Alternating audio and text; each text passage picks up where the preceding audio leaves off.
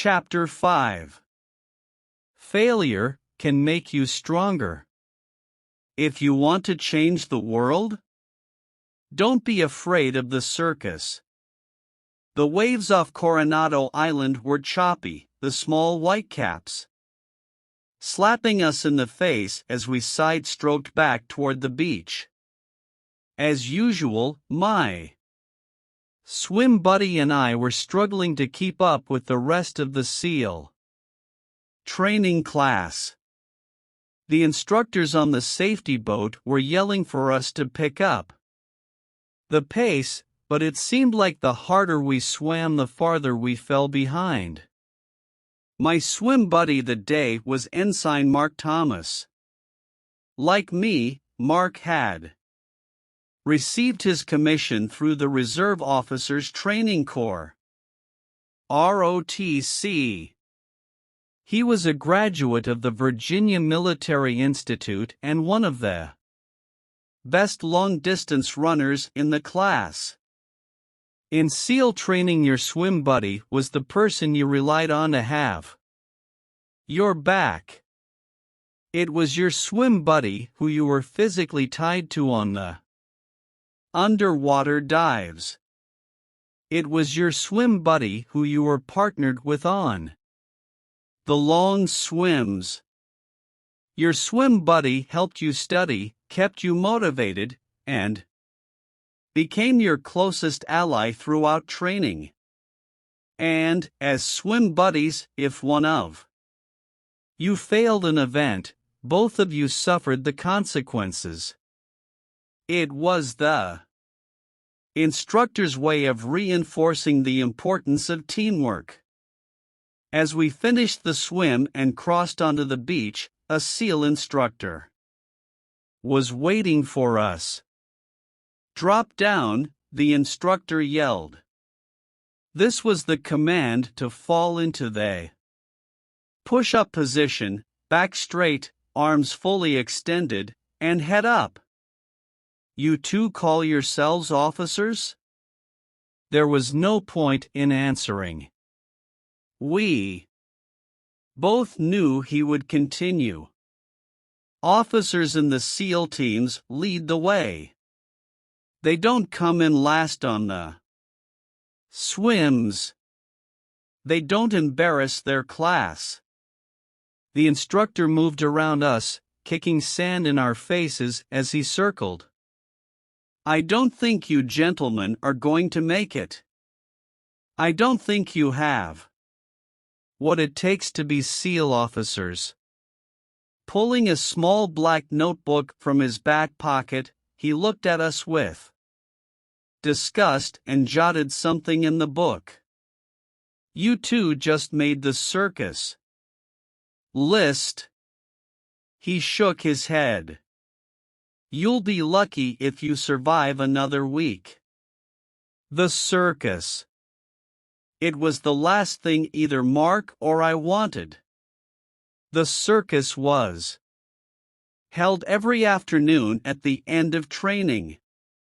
The circus was another 2 hours of additional calisthenics, combined with non-stop harassment by SEAL combat veterans who wanted only the strong to survive training.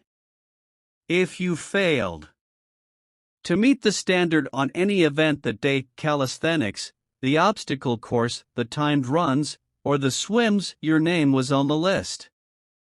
In the eyes of the instructors, you were a failure.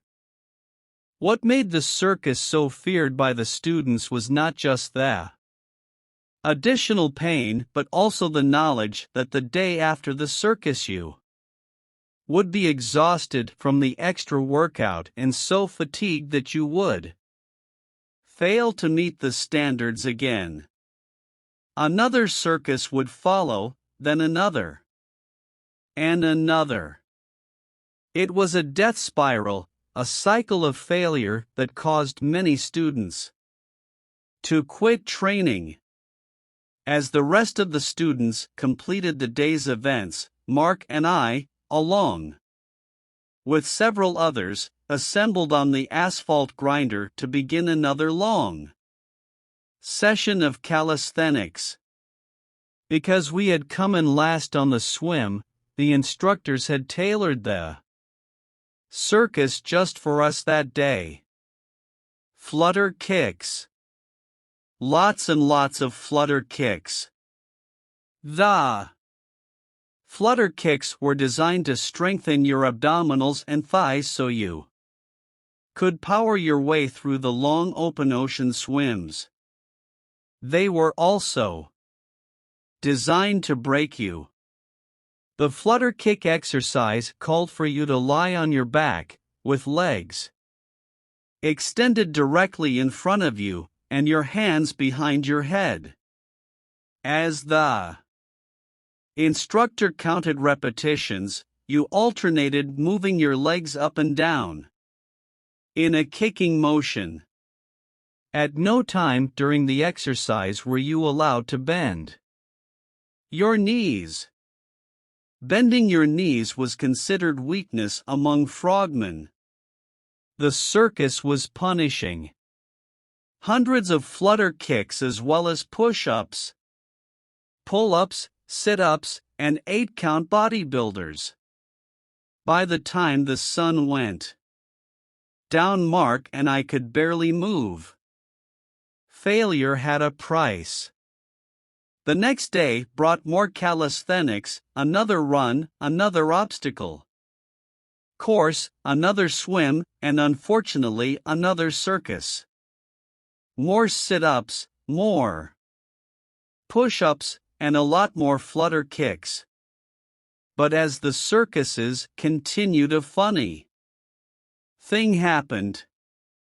Our swims got better, and Mark and I began to move up in the pack.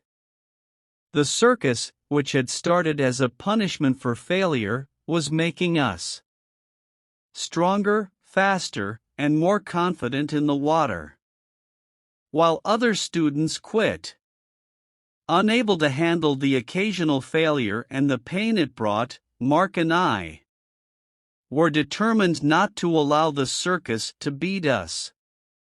As training was coming to an end, there was one final open ocean swim, a 5-miler off the coast of San Clemente Island. Completing it in the allowable time was essential to graduating from SEAL training.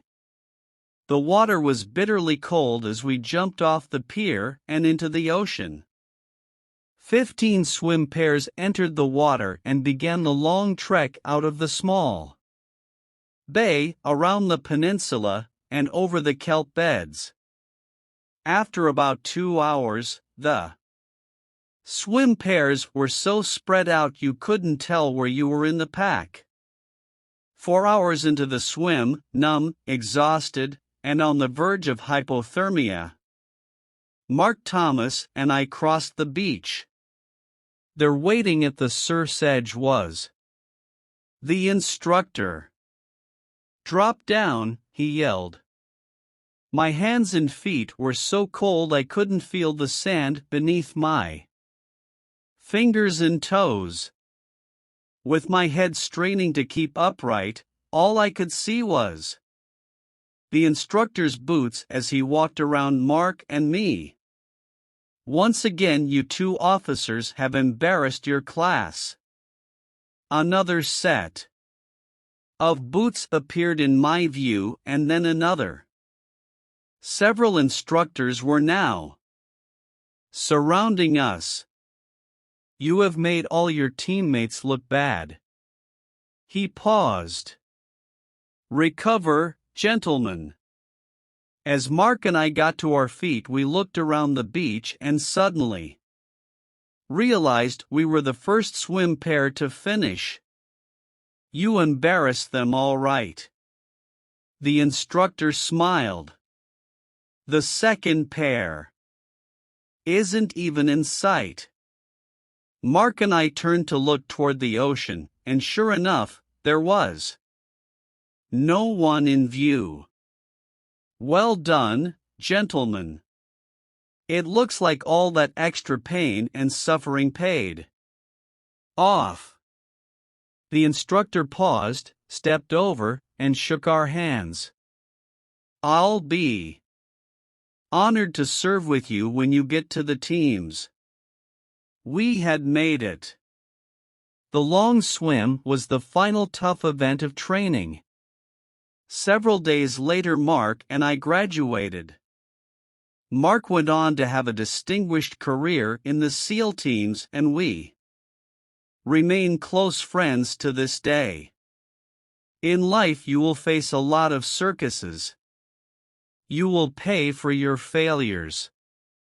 But if you persevere, if you let those failures teach you and strengthen you, then you will be prepared to handle life's toughest moments. July 1983 was one of those tough moments. As I stood before the commanding officer, I thought my career as a Navy SEAL was over.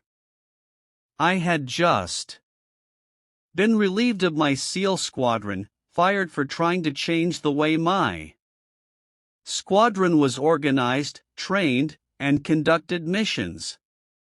There were some magnificent officers and enlisted men in the organization, some of the most professional warriors I had ever been around.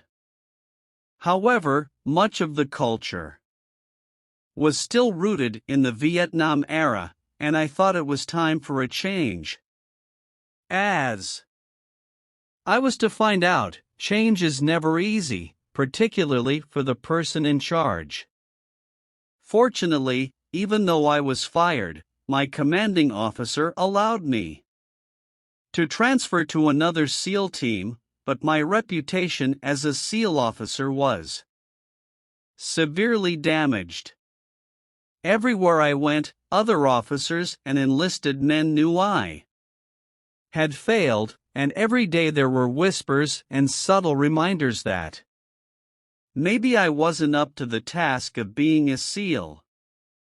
At that point in my career, I had two options: quit and move on to civilian life, which seemed like the logical choice in light of my recent officer fitness report, or weather the storm and prove to others and myself that I was a good SEAL officer. I chose the latter. Soon after being fired, I was given a second chance, an opportunity to deploy overseas as the officer in charge of a SEAL platoon. Most of the time on that overseas deployment, we were in remote locations, isolated and on our own. I took advantage of the opportunity to show that I could still lead. When you live in close quarters with 12 SEALs, there isn't anywhere to hide. They know if you are giving 100% on the morning workout. They see when you are first in line to jump out of the airplane and last in line to get the chow. They watch you clean your weapon, check your radio, read the intelligence, and prepare your mission briefs. They know when you have worked all night preparing for tomorrow's training. As month after month of the overseas deployment wore on, I used my previous failure as motivation to outwork, out-hustle, and outperform everyone in the platoon. I sometimes fell short of being the best, but I never fell short of giving it my best. In time, I regained the respect of my men. Several years later, I was selected to command a SEAL team of my own. Eventually, I would go on to command all the SEALs on the West Coast. By 2003, I found myself in combat in Iraq and Afghanistan.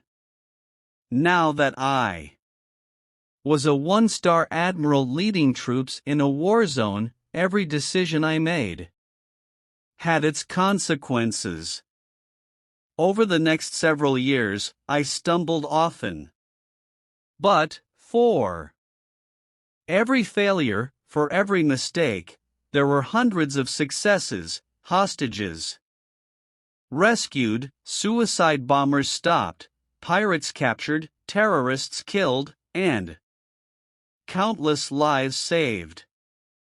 I realized that the past failures had strengthened me, taught me that no one is immune from mistakes. True leaders must learn from their failures, use the lessons to motivate themselves, and not be afraid to try again or make the next tough decision. You can't avoid the circus.